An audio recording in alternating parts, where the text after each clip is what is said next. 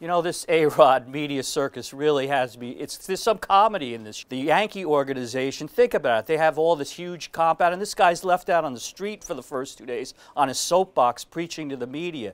I guess they don't want him inside the compound because if you're a player and you're standing behind the Yankee banner, there's also advertisements for products. Maybe they don't want A-Rod associated with this because of his past. The funny thing to me about that too is the players are accepting him. I didn't expect it to be any different. They don't care what he's done. They just want him to help them win. He's always been popular in the clubhouse, and that's the thing that appeals to them. His personality doesn't appeal to a lot of other people, but you know what? He's making some friends down there. And speaking of friends of A-Rod, what about Mike Francesa? How angry must he be? He did that big interview with A-Rod about him saying, no, I didn't do steroids, no, I didn't do this, no, I didn't do that, and he bought all this stuff.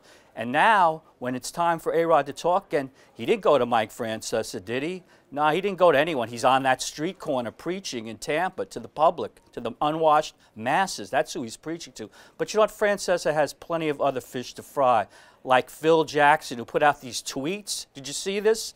After the Cavs ripped the Knicks, he put out these tweets that the basketball gods got heartburn watching the game. Francesa got incensed about that. He was angry. He ripped Phil Jackson. But you know what? During the Isaiah Thomas years, he never said anything because he's friends. Francesa is friendly with the Garden, with Jimmy Dolan, with the people over there.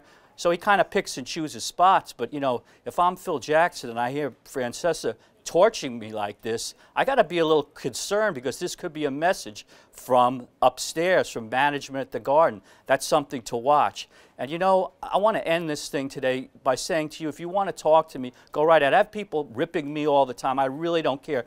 You know, last week, Katie Nolan, you know Katie Nolan, she was on The Crowd Goes Wild on Fox Sports 1. Now she's going to have her own show called Garbage Time. And I said, you know, Garbage Time, what kind of a name is that for a show? And I suggested that maybe it's a show about irrelevance. I mean, garbage time is the worst part of a game. Who wants to be associated with garbage? You know, flies flying around a garbage dump, is that what you're talking about? But she said to me, if this were making a show about irrelevance, Bob, you definitely know because you'd be the star. I admit, man, I accept the mantle of Mr. Irrelevant. That's who I am. You know, I don't care if you like me or if you don't like me, what kind of impact I have. But you know what? What I care about is you reacting to me. Say anything you want. I can take it. Bring it on.